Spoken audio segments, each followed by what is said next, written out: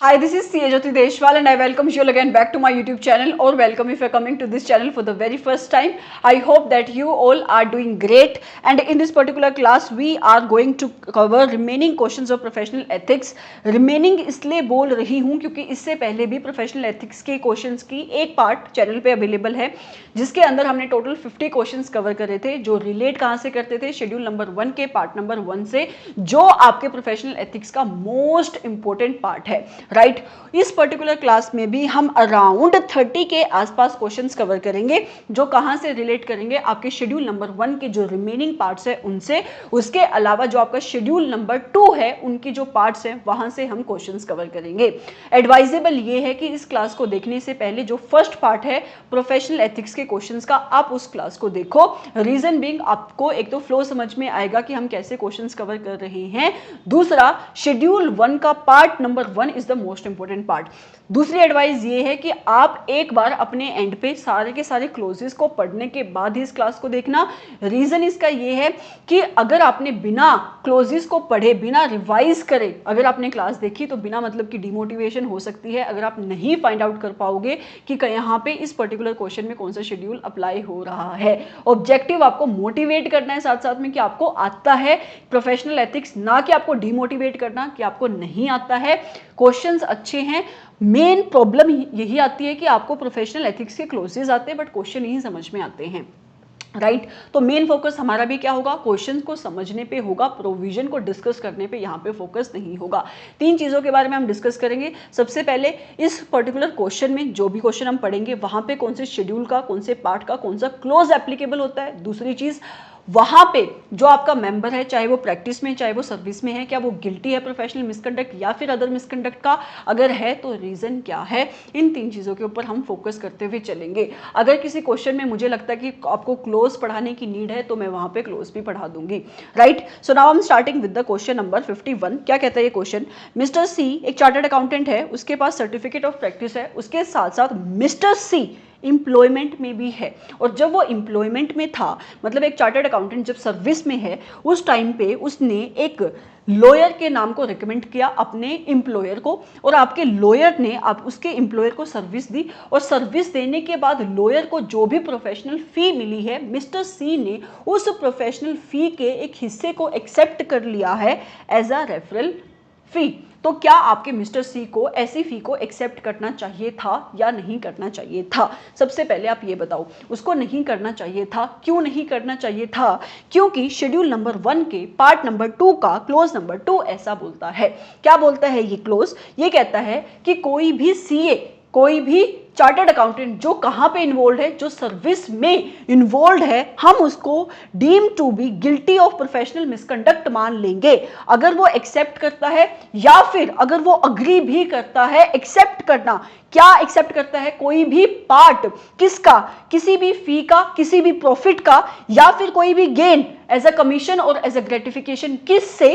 किसी भी लॉयर से, सीए से, ब्रोकर से, एजेंट से, कस्टमर से। उस केस में हम आपके चार्टर्ड अकाउंटेंट जो कि सर्विस में रहते हुए किसी लॉयर का, किसी सीए का, ब्रोकर का, एजेंट के, कस्टमर का, उसके प्रोफेशनल फी का एक हिस्सा एक्सेप्ट कर रहा है, then such a CA in service will be deemed to be guilty of professional misconduct under schedule 1 के पार्ट नंबर 2 के क्लोज नंबर 2 में। तो यहाँ पे जो मिस्टर सी है कहाँ पे गिल्टी हो रहा है प्रोफेशनल मिसकंडक्ट का? शेड्यूल नंबर 1 पार्ट नंबर 2 का clause number 2 right. Moving forward to next question. क्या कहता है क्वेश्चन, आपका मिस्टर एक्स चार्टर्ड अकाउंटेंट है, ठीक है।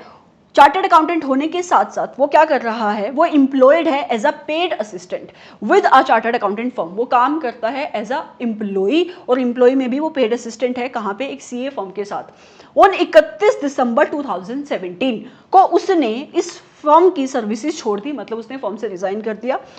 और despite of many reminders from ICI, ICI उसको इंटीमेट कर रहा है, उसको रिमाइंडर भेज रहा है, he fails to reply regarding the date of leaving of the services of the firm. मतलब आपका आईसीआई उसको रिमाइंडर भेज के, लेटर भेज के उससे पूछ रहा है कि आपने किस डेट को फर्म छोड़ी, किस डेट को फर्म छोड़ी। रिमाइंडर्स आने के बाद भी जो इंस्टीट्यूट आपसे इंफॉर्मेशन मांग रहा है, आप उस इंफॉर्मेशन को सप्लाई नहीं कर रहे हो, तो क्या ये गिल्टी होगा? अगर होगा तो किस शेड्यूल के, किस पार्ट के, किस क्लॉज के अंदर गिल्टी है? तो ये गिल्टी होगा यस शेड्यूल नंबर 1 के पार्ट नंबर 3 के क्लॉज नंबर 2 में, जो कहता है कि हम किसी भी मेंबर को, मेंबर मतलब चाहे वो मेंबर आपका प्रैक्टिस में है चाहे वो सर्विस में है, उसको deem to be guilty of professional misconduct मान लेंगे अगर उसने सप्लाई नहीं करी। क्या नहीं सप्लाई किया? कोई भी इंफॉर्मेशन, या फिर उसने कंप्लाई नहीं किया किसकी रिक्वायरमेंट का? आपके इंस्टीट्यूट की रिक्वायरमेंट, उसकी काउंसिल की रिक्वायरमेंट्स का, उसकी कमिटीज की रिक्वायरमेंट का, board of discipline, discipline directorate, appellate authority, QRB, इनमें से किसी भी रिक्वायरमेंट का। तो इस केस में क्योंकि आपका इंस्टीट्यूट उससे बार बार इंफॉर्मेशन मांग रहा है और आपके मेंबर ने इंस्टीट्यूट को इंफॉर्मेशन नहीं सप्लाई करी, तो वो गिल्टी कहां पे होगा? शेड्यूल नंबर 1 के पार्ट नंबर 3 के क्लोज नंबर 2 में he will be held guilty of professional misconduct, जो डील करता है professional misconduct in relation to members generally. कौन से पार्ट की बात कर रही हूं मैं? Part number 3 of schedule number 1। ठीक है, moving forward to next question. क्या कहता है ये question? Mister G while applying for a certificate of practice, जब मिस्टर जी इंस्टीट्यूट को अप्लाई कर रहा है किसके लिए? सर्टिफिकेट ऑफ प्रैक्टिस के लिए। उसने जिस भी फॉर्म में वो अप्लाई कर रहा है उस फॉर्म में एक कॉलम को नहीं भरा, which solicit information about his engagement in other occupation और बिजनेस। वहां पे उसको उस कॉलम में इंफॉर्मेशन देनी थी कि वो इस प्रैक्टिस के अलावा किस और ऑक्यूपेशन या बिजनेस में इन्वॉल्व है, तो उसने उस इंस्टीट्यूट को उस इंफॉर्मेशन को प्रोवाइड नहीं किया, जबकि वो एक्चुअल में किसी और बिजनेस प्रोफेशन में इंगेज था। सेम एज ऊपर वाली सिचुएशन, इंस्टीट्यूट को, उसकी काउंसिल को, बोर्ड ऑफ डिसिप्लिन को, डिसिप्लिन डायरेक्टरेट को, क्यूआरबी को, अपीलांट अथॉरिटी को अगर कोई भी इंफॉर्मेशन तुम नहीं सप्लाई करोगे, you will be held guilty of professional misconduct under schedule number 1 के पार्ट नंबर 3 के क्लोज नंबर 2 में। और क्या ये गिल्टी होगा? यस, ये गिल्टी होगा। रीजन मैंने आपको अभी अभी बताया, right. Moving forward to next question, कहता है सीएडी जो कि एक चार्टर्ड अकाउंटेंट है, प्रैक्टिस में है, उसने लोन लिया है against his personal investment from bank. मान लो उसने एक लोन लिया है एफडी के against. He issued 2 check towards the repayment of the said loan। जब वो ईएमआई भर रहा था उस टाइम में उसने अपने लोन की ईएमआई भरने के लिए 2 चेक इशू करे।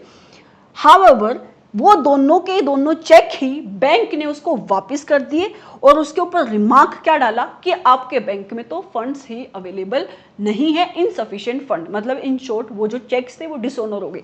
कमेंट करना है आपको with reference to the chartered accountant act 1949। तो सबसे पहले तो आपको ये पता होना चाहिए क्या ये प्रोफेशनल मिसकंडक्ट है कि ये अदर मिसकंडक्ट है। तो ये क्या है? आपका अदर मिसकंडक्ट है। तो अगर आपको ये पता लग गया कि ये अदर मिसकंडक्ट है, तो आपको अब ये पता होना चाहिए शेड्यूल नंबर 1 का और शेड्यूल नंबर 2 का कौन सा पार्ट आपका अदर मिसकंडक्ट से डील करता है। तो शेड्यूल नंबर 1 का पार्ट नंबर 4 डील करता है अदर मिसकंडक्ट से, और शेड्यूल नंबर 2 का पार्ट नंबर 3 डील करता है अदर मिसकंडक्ट से। शेड्यूल नंबर 1 के पार्ट नंबर 4 के टोटल क्लोजेस कितने हैं? 2 क्लोजेस हैं।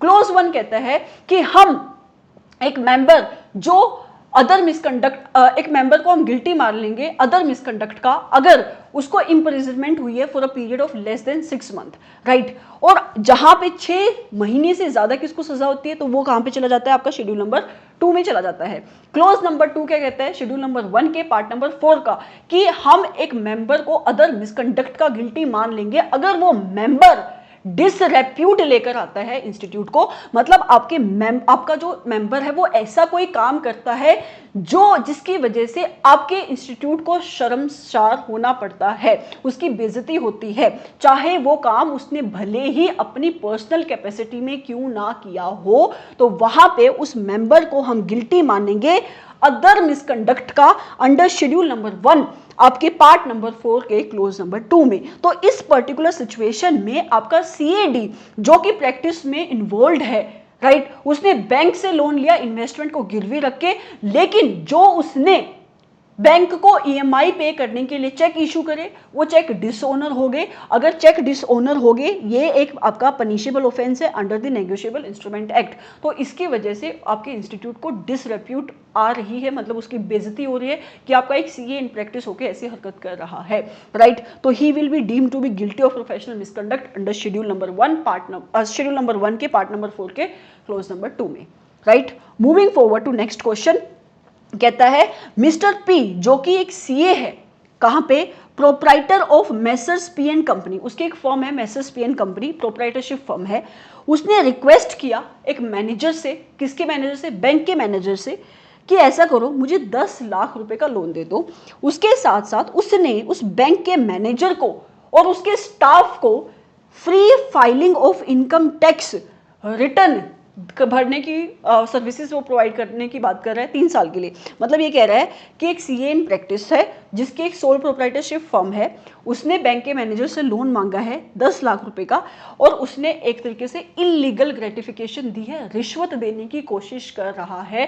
किसको, वो आपके बैंक के मैनेजर को। उसको बोल रहा है कि आपकी और आपके पूरे के पूरे बैंक की स्टाफ की रिटर्न्स अगले 3 साल के लिए मैं भरूंगा फ्री में, ठीक है। Again you are bringing disrepute to your institute, तो you will be held guilty of professional misconduct under schedule number 1 part number 4 के क्लोज नंबर 2 में आपका ये CA in practice will be guilty of professional misconduct, right.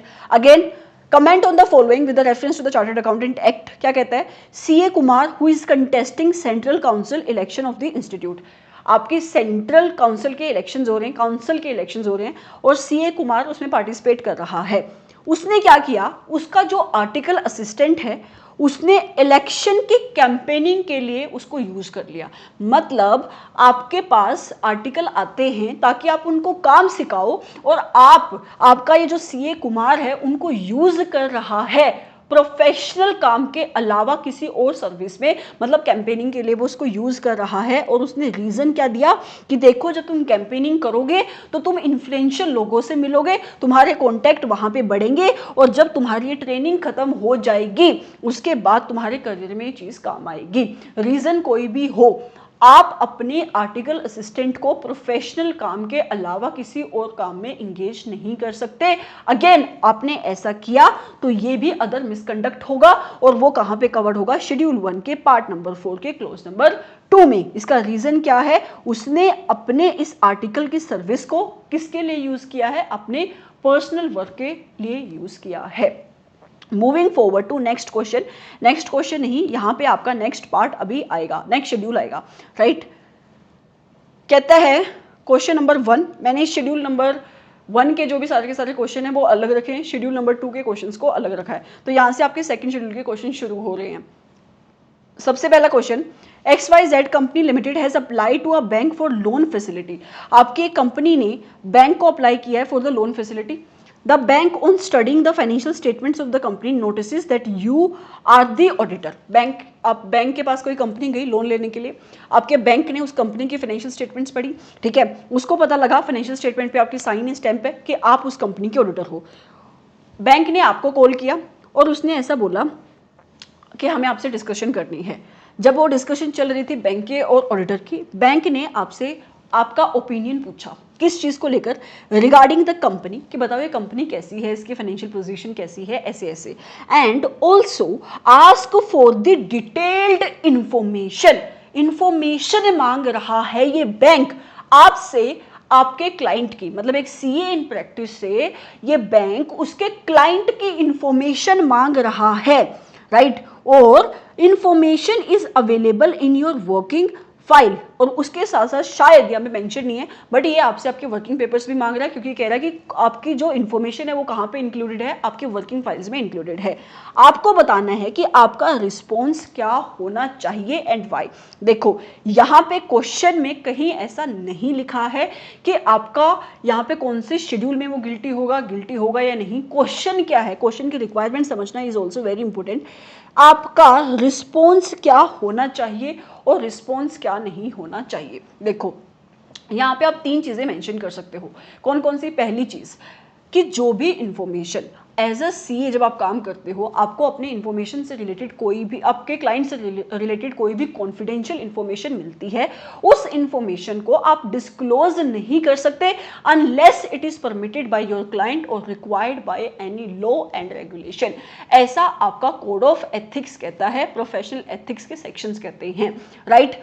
Professional ethics नहीं, chartered accountant act के sections कहते हैं। और उसके साथ साथ हम आपके शेड्यूल नंबर 2 के पार्ट नंबर 1 के क्लोज नंबर 1 में भी एक बात पढ़ते हैं, क्या कि कोई भी सीए इन प्रैक्टिस को हम deem to be guilty of professional misconduct मान लेंगे अगर उसने अपने क्लाइंट की कॉन्फिडेंशियल इंफॉर्मेशन को डिस्क्लोज कर दिया है, unless it is required by law और रेगुलेशन और परमिटेड बाय योर क्लाइंट। तीसरी चीज आप यहाँ पे क्या मेंशन कर सकते हो, वर्किंग पेपर्स, क्योंकि यहाँ पे क्वेश्चन में वर्किंग पेपर्स की बात भी हुई है कि working papers as per SA number 230 documentation में बोलूँ किसकी प्रॉपर्टी है, किसकी ओनरशिप है, आपके ऑडिटर की ओनरशिप है, वो उसको शेयर नहीं करेगा, राइट, अनलेस वो चाहता है, ओके वो मतलब आपका ऑडिटर चाहता है। तो ये तीन चीजें आप यहाँ पे आप अपनी एक्सप्लेनेशन में दे सकते हो कि क्या उसको शेयर करना चाहिए, उसका रिस्पॉन्स क्या होना चाहिए, तीन चीजें आप मेंशन कर सकते हो। और उसको नहीं करना चाहिए, फिर आप वाई में क्या लिखोगे, अगर उसने ऐसा किया he will be held guilty of professional misconduct under schedule 2 part number 1 के क्लोज नंबर 1 में। Okay, moving forward to next question, कहता है mister C is a practising chartered accountant in the course of audit of listed company.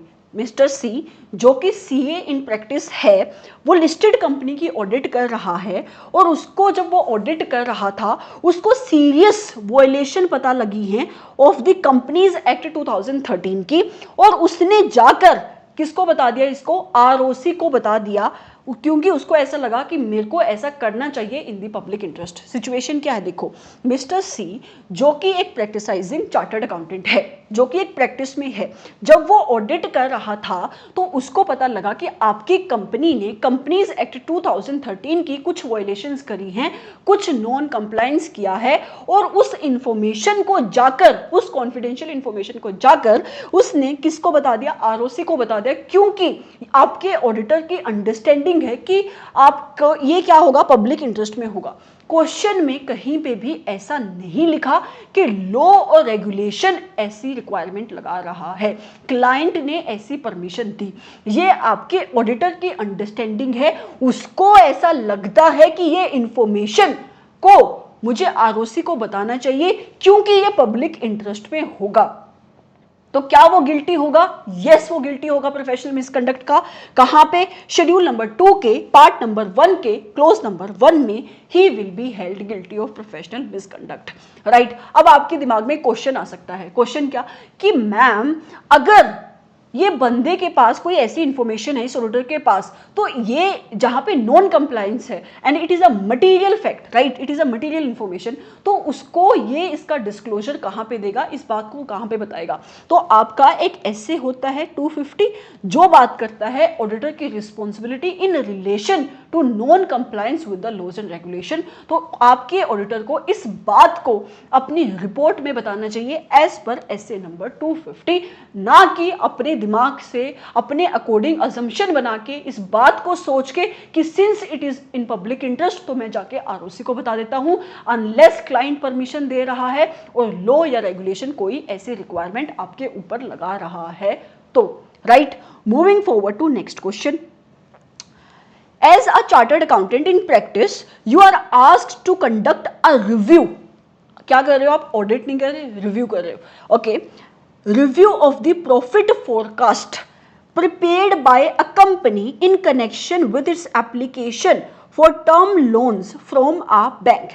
मतलब आपकी company ने कोई profit का forecast बनाया है और उस कंपनी ने आपको बोला कि आप क्या करो, इस फोरकास्ट का रिव्यू कर दो क्योंकि मुझे बैंक को अप्लाई करना है लोन लेने के लिए, ठीक है। तो आपका शेड्यूल नंबर 2 का पार्ट नंबर 1 का क्लोज नंबर 3 कुछ कहता है, क्या कहता है, ये कहता है कि हम एक सीए इन प्रैक्टिस को deem to be guilty of professional misconduct मान लेंगे अगर उसने अपने नाम की, अपने फर्म या अपने खुद के नाम की एसोसिएशन करे किसी भी ऐसी अर्निंग के साथ जिसका होना या ना होना कंटीजेंट है फ्यूचर के ऊपर, इन सच अ वे जिसको देखने से ऐसा लग रहा है कि आप या आपकी firm is vouching for the accuracy of the transaction, right. इस सिचुएशन में क्या हो रहा है, आपकी कंपनी फोरकास्ट बना रही है प्रॉफिट की, जिसपे आपका जो ये ऑडिटर है रिव्यू कर रहा है।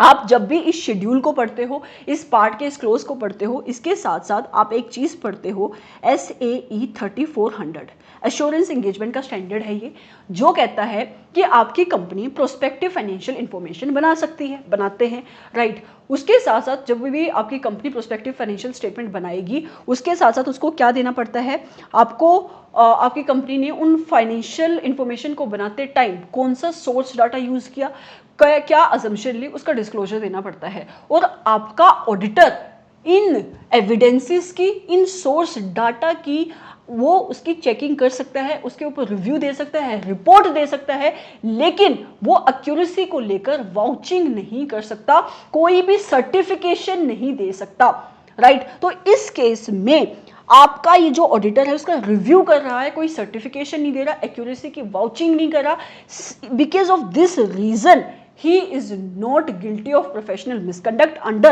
शेड्यूल नंबर 2 के पार्ट नंबर 1 के क्लोज नंबर 3 में, ठीक है। अगर आपकी कंपनी के इस ऑडिटर ने इस फोरकास्ट फाइनेंशियल स्टेटमेंट की, इस प्रोस्पेक्टिव फाइनेंशियल स्टेटमेंट की ये जो रिव्यू किया है, if this review has been done as per the requirement of SAE 3400 जो अभी तो नए सिलेबस में है, आपके में नहीं है, then he will not be held guilty of professional misconduct. लेकिन अगर ये सर्टिफिकेशन दे देता, उस केस में ये गिल्टी हो जाता, क्योंकि सर्टिफिकेशन देने का मतलब है he is vouching for the accuracy of the transaction, right.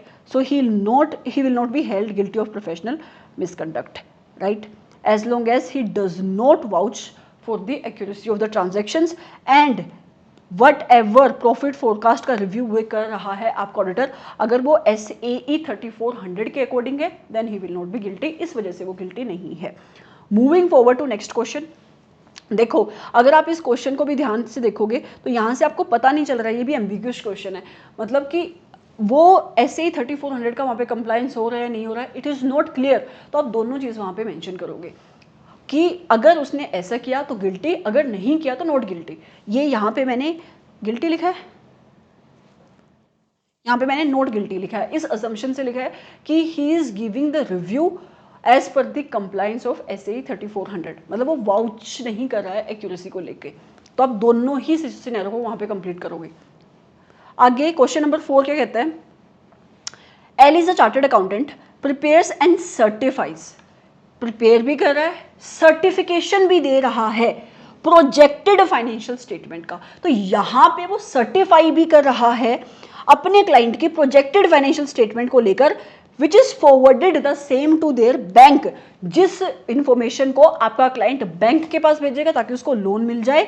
तो आप बताओ क्या वो गिल्टी, मैंने आपको बताया आप सर्टिफाई नहीं कर सकते, अगर आपने सर्टिफिकेशन दी then it will be like you are giving you are vouching for the accuracy of the transaction, right? So in that case you will be held guilty of professional misconduct under schedule 2 का part number 1 के clause number 3 में। Moving forward to next question, Mr. D is a practicing chartered accountant, Mr. D भी practicing chartered accountant है, वो examine कर रहा है and उसने एग्जामिन करी, रिपोर्ट दी है on the prospective financial statement for one of his client to obtain a cash credit facility of 75 lakh from a private bank, ठीक है। अगर वही ऊपर वाली बात कि अगर उसने प्रोस्पेक्टिव फाइनेंशियल स्टेटमेंट के ऊपर रिपोर्ट किया है, अपना रिव्यू किया है, ऑडिट किया है, as long as he is not vouching for the accuracy of the transaction, as long as it is as per the requirement of SA number 3400, he is not guilty of professional misconduct, right. Under which schedule number 2 के part number 1 के clause number 3 में। आगे कहते हैं question, the bank has sanctioned the cash credit limit for 60 lakh rupees to his client, ये information bank ने देखी और बैंक ने उसको CC दे दी 60 लाख रुपए की। Consequent to the sanction, sanction करने के बाद बैंक ने एक फी चार्ज करी है 60,000 नहीं, सैंक्शन जब हो गया बैंक का, उसने फी चार्ज करी है परसेंटेज बेसिस पे 1% ऑफ द क्रेडिट फैसिलिटी। तो परसेंटेज बेसिस पे आपका सीए इन प्रैक्टिस फीस नहीं चार्ज कर सकता, ऐसा कौन कहता है? शेड्यूल नंबर 1 के पार्ट नंबर 1 के क्लोज नंबर 10, अनलेस वो परमिटेड है रेगुलेशन नंबर 192 में। सिंस ऐसी कोई भी परमिशन रेगुलेशन नंबर 192 में नहीं है, तो इस क्वेश्चन में सीए गिल्टी होगा। यस, कहाँ पे? शेड्यूल नंबर 1 के पार्ट नंबर 1 के क्लोज नंबर 10 में।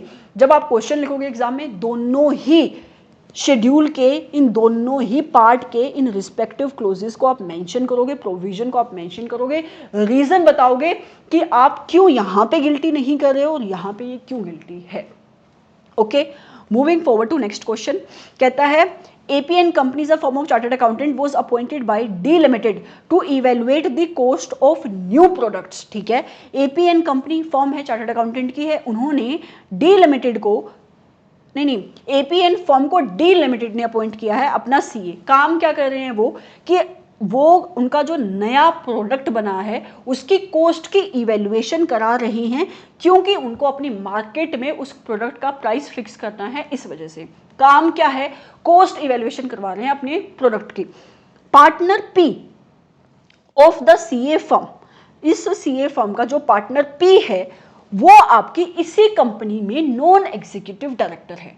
अच्छा, कमेंट करना है आपको with reference to the chartered accountant act. देखो, आपका शेड्यूल नंबर 2 का पार्ट नंबर 1 का क्लोज नंबर 4 क्या कहता है कि हम एक सीए इन प्रैक्टिस को deem to be guilty of professional misconduct मान लेंगे अगर वो अपना ओपिनियन देता है। किसके ऊपर? उस एंटिटी के ऊपर क्या देता है? ओपिनियन देता है उस एंटिटी की फाइनेंशियल स्टेटमेंट या फाइनेंशियल इंफॉर्मेशन के ऊपर जहां पे उसका या उसके पार्टनर का, उस फर्म का सब्सटेंशियल इंटरेस्ट है। तो इस केस में क्या वो ओपिनियन दे रहा है या सिर्फ वो प्रोडक्ट के कॉस्ट की इवैल्यूएशन कर रहा है? तो वो ओपिनियन तो दे ही नहीं रहा, वो सिर्फ प्रोडक्ट के कॉस्ट की इवैल्यूएशन कर रहा है। इस वजह से he will not be held guilty of professional misconduct। Okay, moving forward to next question. यहाँ पे प्रोविजन भी लिखी है कि वो क्या कर रहा है, ये जो काम कर रहा है वो ओपिनियन नहीं दे रहा है फाइनेंशियल स्टेटमेंट पे, so it can not be constituted to be misconduct as it is a verification of fact and it is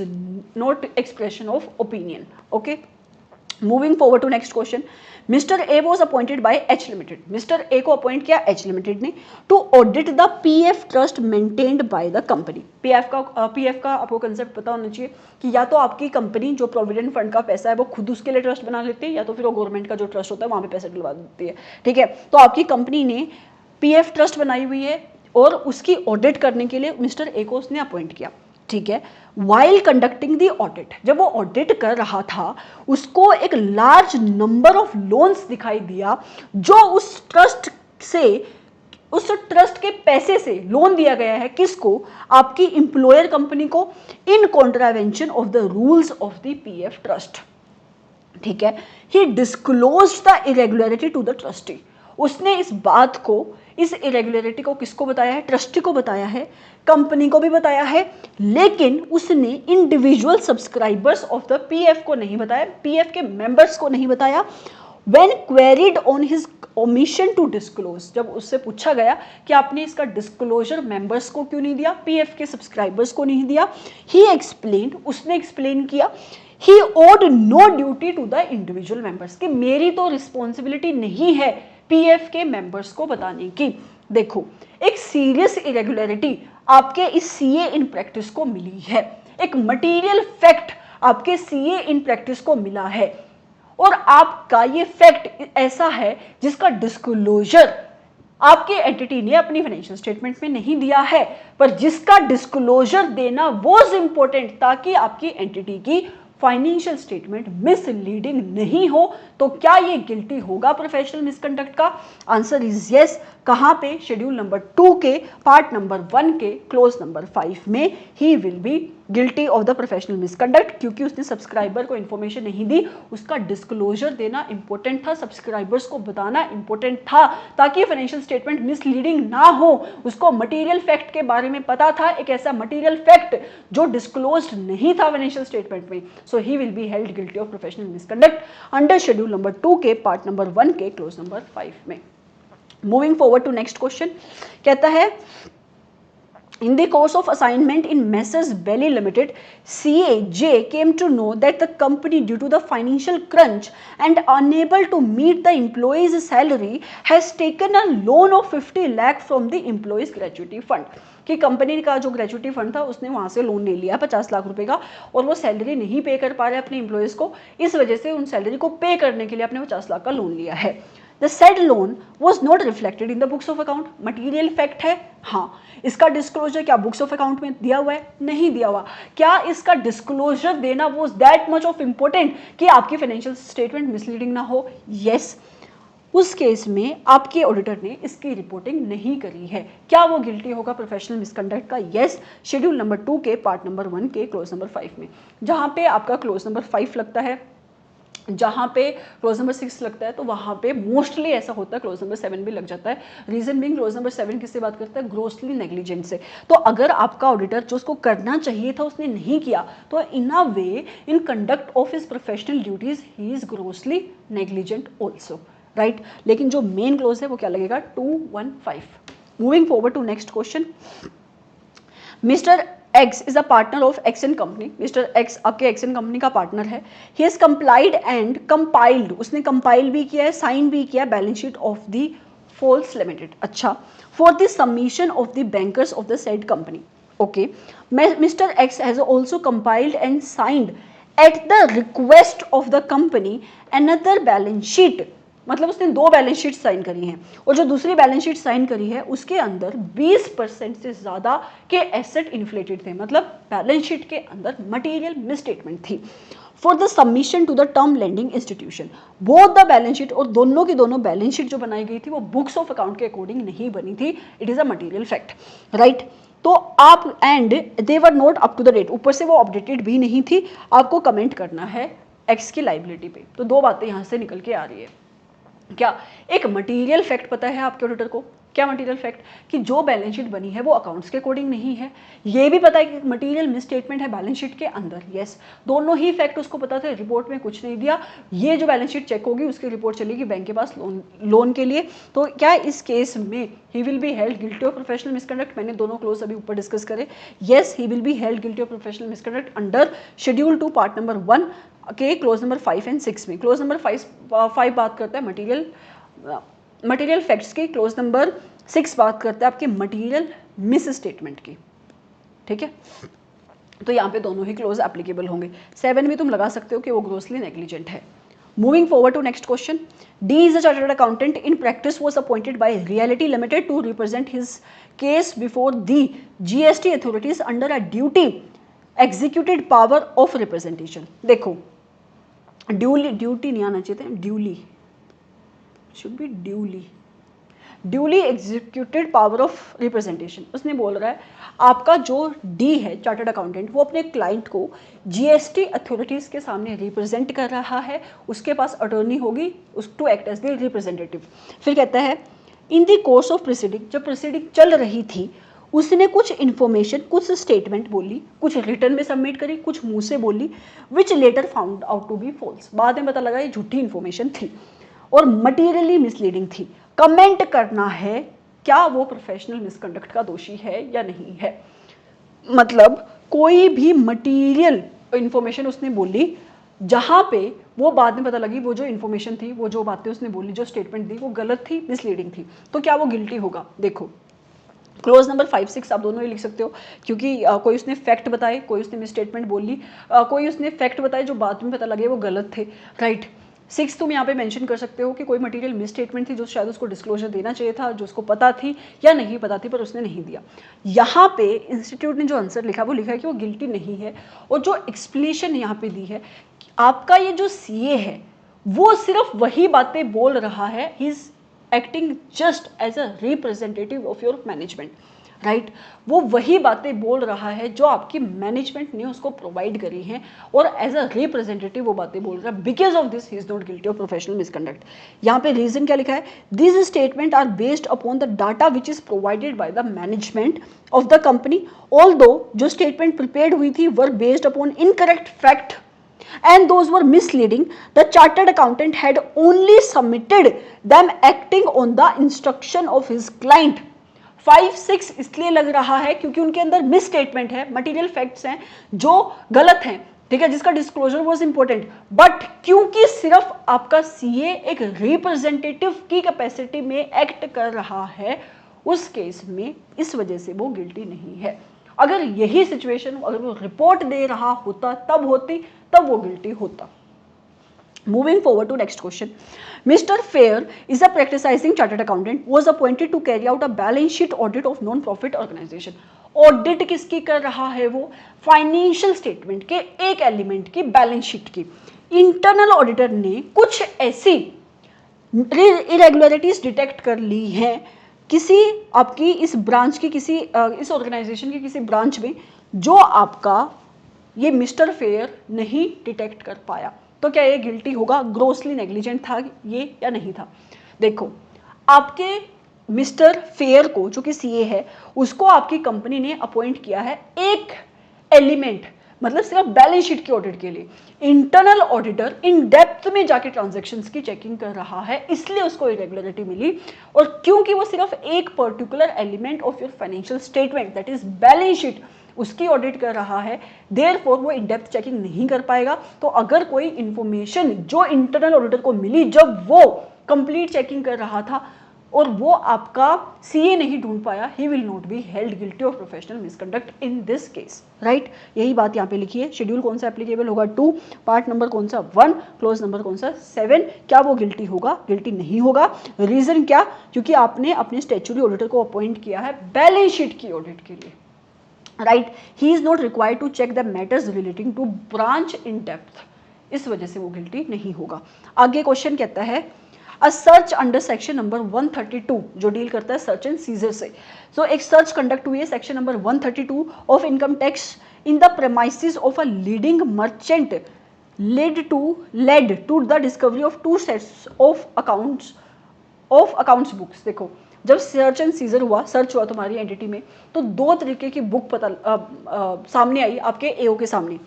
एक सेट था जिसके अंदर सारी की सारी इनकम कंप्लीटली एक्यूरेटली रिकॉर्डेड थी। सेकंड रिकॉर्ड में सिर्फ लिमिटेड इनकम रिकॉर्डेड थी। सीएए ने अपनी रिपोर्ट को इशू किया है on the basis of second set of books, right? तो आपको बताना है क्या वो गिल्टी है या गिल्टी नहीं है। अब ये क्वेश्चन थोड़ा सा, it's my personal belief, it is incomplete. Reason क्यों? यहाँ पे समझ में ही नहीं आ रहा कि उसने रिपोर्ट को इशू किया है, बट रिपोर्ट में क्या इशू किया है। तो शायद ये कहना चाह रहा है कि जो उसने रिपोर्ट इशू करी, क्योंकि उसने सिर्फ जो चेक करी, उसने second set of books check किया जिसके अंदर इनकम्प्लीट इन्फॉर्मेशन थी, तो जो उसकी रिपोर्ट होगी वो भी एक तरीके से कंप्लीट नहीं पोजीशन को डिपिक्ट करेगी, जो भी उसका ओपिनियन होगा। तो क्या उस केस में वो ग्रोसली नेग्लिजेंट है या नहीं? तो अगर उसको सिर्फ provided he second set of books किया गया, मतलब उसको पता ही नहीं है एक ऐसी बुक्स ऑफ अकाउंट भी एग्जिस्ट करती हैं जिसके अंदर कंप्लीट इनकम की रिकॉग्निशन है, तो वो गिल्टी नहीं होगा। लेकिन दूसरा आगे क्वेश्चन बोलता है what would be your answer? आपका आंसर क्या होगा अगर जो पहला सेट ऑफ अकाउंट है बुक्स का, अगर उसको भी, उसके बारे में भी आपके ऑडिटर को पता होता और उसने उसको चेक किया होता, तो उस केस में वो गिल्टी होता, राइट, ऑफ प्रोफेशनल मिसकंडक्ट। ये क्वेश्चन थोड़ा सा इनकम्प्लीट लगता है मुझे आगे, बट अगर आ जाता है तो आपको इसका आंसर ऐसे लिखना है। आप इसको मार्क करके रख सकते हो कि ऐसा कोई क्वेश्चन एग्जिस्ट करता है। Moving forward to next question. You were the statutory auditor of the speed limited, a PSU for the year 2018-19. In the course of your audit, you did not observe any fraud having been committed during the year. तुम PSU की audit कर रहे थे 2018-19 की, तुमने audit करी, तुम्हें कोई फ्रॉड नहीं दिखाई दिया। However, the C&AG audit staff during their routine inspection found that chief cashier of the company have committed a fraud in debtors ledger and absconded with the amount. जब तुम्हारे C&AG इंस्पेक्शन करवा रहा था, PSU की inspection होती रहती है time to time, तो उसको पता लगा कि जो तुम्हारे उस PSU का हेड कैशियर है, उसने कुछ ना कुछ डेटर के लेजर में फ्रॉड किया है और उस पैसे को लेकर वो फरार हो गया। Investigation made in the fraud revealed that the auditor did not exercise the proper skill and care and performed his work in a very improper way. बाद में इन्वेस्टिगेशन हुई तो पता लगा कि जो आपका ऑडिटर था उसने अच्छे से काम नहीं किया, स्किल नहीं उसने एक्सरसाइज की, वो ग्रोसली नेग्लिजेंट था। तो क्या वो गिल्टी होगा? येस, वो गिल्टी होगा। कहाँ पे? शेड्यूल नंबर 2 के पार्ट नंबर 1 के क्लोज नंबर 7 में वो गिल्टी होगा प्रोफेशनल मिसकंडक्ट का, क्योंकि उसने काम को अच्छे से नहीं किया. He was grossly negligent in the conduct of his professional duties. Moving forward to next question. CAZ who conducted ABC audit of a Marathi Delhi New Era. ठीक है, मतलब मराठी दिल्ली की वो ऑडिट कर रहा था, उसमें भी उसने सर्टिफिकेशन किस चीज़ को लेके दी है, circulation figures which are based upon the management information report without examining the books of account. देखो, सर्टिफाई किया है उसने फाइनेंशियल स्टेटमेंट्स को. किसको सर्टिफाई किया उसने? सर्कुलेशन की फिगर्स को. किसके ऊपर रिलाई करते हुए? मैनेजमेंट की इंफॉर्मेशन सिस्टम की रिपोर्ट के ऊपर रिलाई करते हुए. खुद से कोई भी एग्जामिनेशन नहीं करी. क्या वो गिल्टी होगा? यस. कहाँ पे गिल्टी होगा? शेड्यूल नंबर 2 में गिल्टी होगा. कहाँ पे? कौन से क्लोज में? क्लोज नंबर 2 में भी होगा. और क्योंकि वो ग्रोसली नेग्लिजेंट है तो क्लोज नंबर 7 में भी होगा और क्लोज नंबर 8 में भी होगा. जहाँ पे तुम्हारा CA in practice fail to obtain the information जो रेलिवेंट है टू गिव एन ओपिनियन या फिर नेगेट फ्रॉम द ओपिनियन, तो उस केस में ये तीनों ही क्लोज यहाँ पे लग जाएंगे. आपका 2B, 7B और 8B. और क्या वो गिल्टी होगा? यस, वो गिल्टी होगा. आगे, mister A is a chartered accountant was the auditor of A limited. Mister A chartered accountant है, ए लिमिटेड की ऑडिट कर रहा है. During the financial year 18-19 the investment appeared in the balance sheet of the company of ₹10 lakh and was the same amount as in the last year. पिछले साल भी 10 लाख थी, इस साल भी 10 लाख हो रही है. बाद में पता लगा कि कंपनी की इन्वेस्टमेंट तो सिर्फ 25,000 रुपये की रह गई है. But the value of investment was inflated for the purpose of obtaining the higher amounts of bank loan. लेकिन आपकी कंपनी ने अपने बैंक से लोन लेने के लिए इस वैल्यू को बढ़ा दिया था, जिसको आपका ऑडिटर नहीं ढूंढ पाया. इसका मतलब वो ग्रोसली नेग्लिजेंट था और उसने जो भी मैनेजमेंट की रिप्रेजेंटेशंस थी उसके ऊपर भरोसा करते हुए इन्वेस्टमेंट की चेकिंग खुद से नहीं करी. फिजिकल वेरिफिकेशन वगैरह करनी चाहिए थी, जो उसने नहीं करी. सर्टिफिकेशन दे दी तो क्लोज नंबर 2 भी लगेगा और 8 भी लगेगा. उसने सफिशिएंट ऑडिट प्रोसीजर्स नहीं परफॉर्म करे जो उसको करने चाहिए थे. इन्फॉर्मेशन नहीं ऑब्टेन करी जो उसको करनी चाहिए थी, ताकि वो ओपिनियन दे सकता है या नेगेट करे ओपिनियन देने से. राइट. तो यहाँ पे शेड्यूल नंबर 2 के पार्ट नंबर 1 के क्लोज नंबर 2, 7, 8 तीनों में वो गिल्टी होगा. Moving forward to next question. Mister Ram is a chartered accountant in practice. उसने रिसीव करे हैं 15 लाख. कब किए? 15 दिसंबर 2018 में उसने रिसीव करे. कैसे रिसीव करे? अपने बिहाफ के क्लाइंट से. अपने क्लाइंट के बिहाफ से उसने कुछ पैसे मिले हैं जो US से गया है. मतलब आपका जो CA इन प्रैक्टिस है उसका क्लाइंट US से जा रहा है, उसको पैसे देके गया है 15 लाख रुपए. ठीक है. राम ने उस पैसे को अपने ही सेविंग अकाउंट में डलवा दिया. मतलब उसको डलवाना चाहिए था एक सेपरेट बैंक अकाउंट में, लेकिन उसने कहाँ पे डलवा दिया है? अपने ही सेविंग अकाउंट में. सिर्फ इतना ही नहीं, आपके क्लाइंट ने उसको रिस्ट्रिक्शन दी थी कि जब मैं वापस आऊँगा 31 मार्च 2019 को मुझे ये पैसे वापस चाहिए. ठीक है. उसकी वाइफ का बर्थडे आया बीच में और उसने क्या किया? उस अकाउंट में से अपने पर्सनल पर्पस के लिए 5 लाख रुपए निकलवा लिए और अपनी वाइफ की बर्थडे पार्टी पे स्पेंड कर दिए. लेकिन उसने 31 मार्च को उसने पैसे वापस देने थे. 25 मार्च को ही 5 लाख रुपए उसके बैंक अकाउंट में वापस से डलवा दिए. और जैसे ही आपका क्लाइंट वापस आया, 15 लाख रुपए उसने 31 मार्च 2019 को वापस कर दिए क्लाइंट को. ठीक है. क्या वो गिल्टी होगा प्रोफेशनल मिसकंडक्ट का या नहीं? यस, वो गिल्टी होगा. भले ही 31 मार्च 2019 को 15 लाख के 15 लाख रुपए उसने क्लाइंट को वापस कर दिए, लेकिन क्योंकि he failed to deposit the money received on behalf of his client from his client in a separate bank account, और उसने अपने सेविंग बैंक में उसको डलाया. उसके साथ साथ उस पैसे को उसने किसके लिए यूज किया है? पर्सनल पर्पसेस के लिए. इस वजह से वो शेड्यूल नंबर 2 के पार्ट नंबर 1 के क्लोज नंबर 10 में गिल्टी होगा. आगे क्वेश्चन कहता है, mister Dheeraj is an aspiring student of ICI approach mister Murali. Mister Dheeraj CA बनना चाहता है. ठीक है. स्टूडेंट है वो. मिस्टर मुरली के पास गया जो कि प्रैक्टिसाइजिंग CA है. एंड क्यों गया? अपनी आर्टिकलशिप करने के लिए गया. मिस्टर मुरली जो कि प्रिंसिपल है उसने बोला मैं तुम्हें 2000 पर मंथ का स्टाइफेंड दूंगा और ये स्टाइफेंड मैं कैसे दिया करूंगा? This stipend is to be paid every 6th month.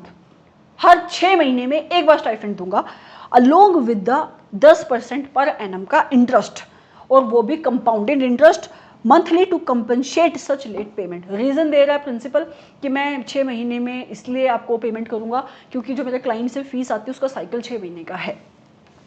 Mister धीरज भी अग्री कर गया, कहता ठीक है वैसे भी मेरी कमाई होती नहीं है और मुझे एक्स्ट्रा इंटरेस्ट मिलेगा, तो वो भी खुशी खुशी मान गया। अब मुझे बताओ क्या यहाँ पे आपका ये जो सीए है वो गिल्टी होगा प्रोफेशनल मिसकंडक्ट का या नहीं होगा? Yes, he will be guilty. क्यों? क्योंकि वो काउंसिल की गाइडलाइन के साथ नहीं कंप्लाई कर रहा है, राइट? कहता है आपकी जो रेगुलेशन है 48 2 minutes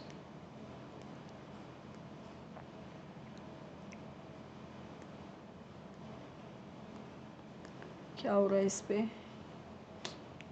I have to put my laptop on charger, charging.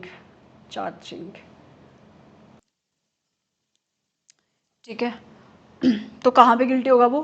क्योंकि काउंसिल की गाइडलाइंस, उसके मतलब आपके इंस्टीट्यूट का एक्ट, उसकी रेगुलेशन और काउंसिल की गाइडलाइंस अगर तुम कंप्लाई नहीं करोगे तो कहाँ पे गिल्टी होगे? शेड्यूल नंबर 2 के पार्ट नंबर 2 के क्लोज नंबर 1 में। तो आपकी रेगुलेशन नंबर 48 क्या कहती है कि आपको अपने आर्टिकल को हर महीने पेमेंट करनी है, ना कि 6 महीने में एक बार। इंटरेस्ट दे रहे हो नहीं दे रहे हो, क्या रीज़न है, doesn't matter, right? So yes, he will be guilty of professional misconduct. आगे, the manager of ABC private limited approach CAX। ABC private limited का मैनेजर CAX के पास आया in respect of the consumption statement of raw material. उसको raw material के relation में consumption certificate चाहिए था उसके लिए। Without having certificate of practice, COP नहीं है आपके पास और आपने उसको सर्टिफिकेट इशू कर दिया acting as if you have the COP। तो section number 6 of the act क्या कहता है कि किसका एक्ट? CA एक्ट का, कि कोई भी member of the institute can not act as the practising chartered accountant unless आपके पास सर्टिफिकेट ऑफ प्रैक्टिस है। अगर आपने ऐसा किया तो आप section number 6 of CA act का नॉन कंप्लायंस कर रहे हो, उसका वायलेशन कर रहे हो, तो आप गिल्टी हो गए शेड्यूल नंबर 2 के पार्ट नंबर 2 के क्लोज नंबर 1 में। सिंपल सा क्वेश्चन है, ज़्यादा डिस्कशन की जरूरत नहीं है। आगे next question, PQ and Company is a firm of chartered accountant included the name of R as a partner while filing an application for the empanelment as the auditor of the public sector bank branches. It was subsequently noticed that on the date of application P was not a partner with the ABN company.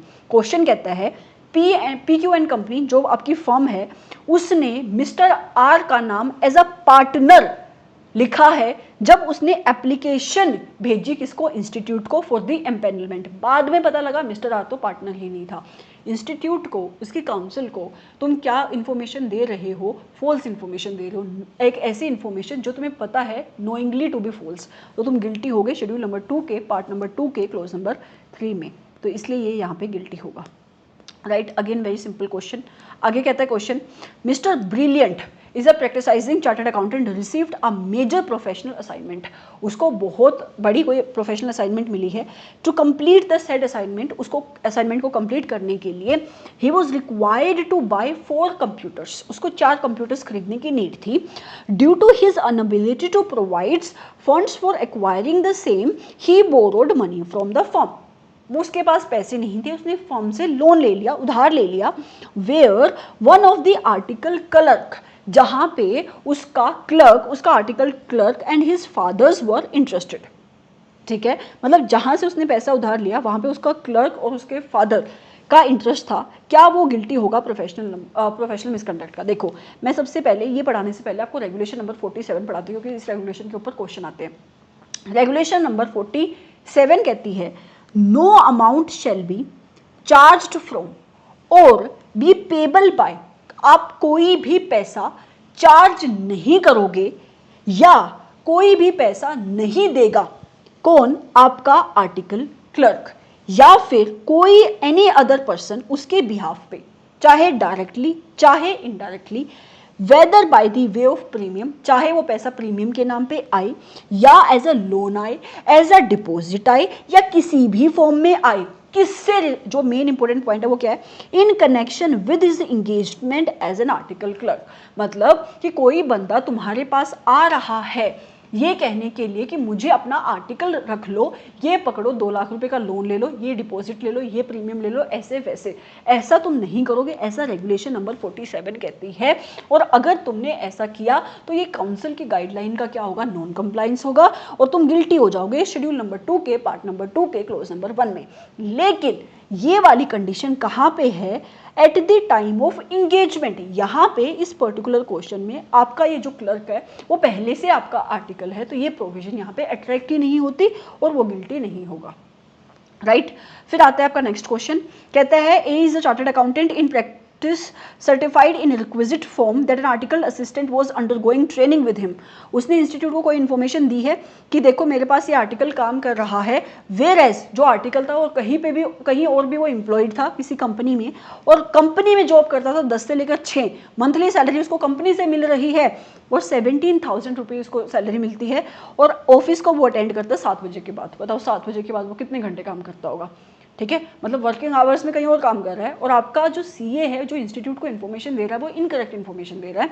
The chartered accountant pleaded that article assistant was an audit of the company. तो 2 यहाँ पे आपका non compliance हो रहा है। Number 1 आपके council की guidelines, उसके एक्ट के प्रोविजन का नॉन कंप्लायंस है, तो गिल्टी कहाँ पे होगी, आप क्लोज नंबर 1 में। इंस्टीट्यूट को आप जो इन्फॉर्मेशन दे रहे हो नोइंगली टू बी फॉल्स है, तो गिल्टी कहाँ पे होगी, क्लोज नंबर 3 में। तो शेड्यूल नंबर 2 के पार्ट नंबर 2 के क्लोज नंबर 1 एंड 3 में आपका ये जो सीए है वो गिल्टी होगा। रीजन मैंने आपको बताया। Moving forward to next question, कहता है messrs XYZ is a firm of chartered accountant has taken a loan for requiring a home from a company. अच्छा, आपकी फर्म ने लोन लिया है घर लेने के लिए, कहाँ से, कंपनी से। किस कंपनी से, जिस कंपनी के हुज मैनेजिंग डायरेक्टर सन। अच्छा, जिस कंपनी का जो MD है उसका बेटा आपका आर्टिकल असिस्टेंट है, right, is a partner of Messrs XYZ। The article assistant had no direct interest। देखो आर्टिकल असिस्टेंट का कोई भी डायरेक्ट इंटरेस्ट नहीं है और वो पहले से आर्टिकल असिस्टेंट है, तो ये कोई भी premium loan deposit in connection with the engagement as the article assistant नहीं है, तो ये रेगुलेशन नंबर 47 का नॉन कंप्लायंस नहीं है। तो यहाँ पे प्रोविजन लगेगी तो शेड्यूल 2 पार्ट नंबर 2 के क्लोज नंबर 1 की, पर वो गिल्टी नहीं होगा as it was not related to his engagement. Okay, moving forward to next question, that is it, this was your last question and end of this revision। हो सकता है कि मैंने बहुत सारे क्वेश्चन नहीं कवर करूँगे, बहुत ज़्यादा क्वेश्चंस हैं, मतलब 200+ क्वेश्चंस है प्रोफेशनल एथिक्स के, but those questions are repetitive in nature.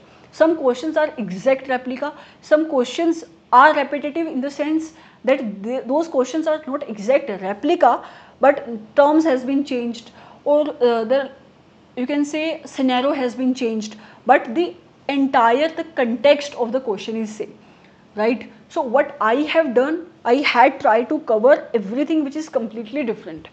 The clause may be same or the particular schedule may be same, but the context of the question is different.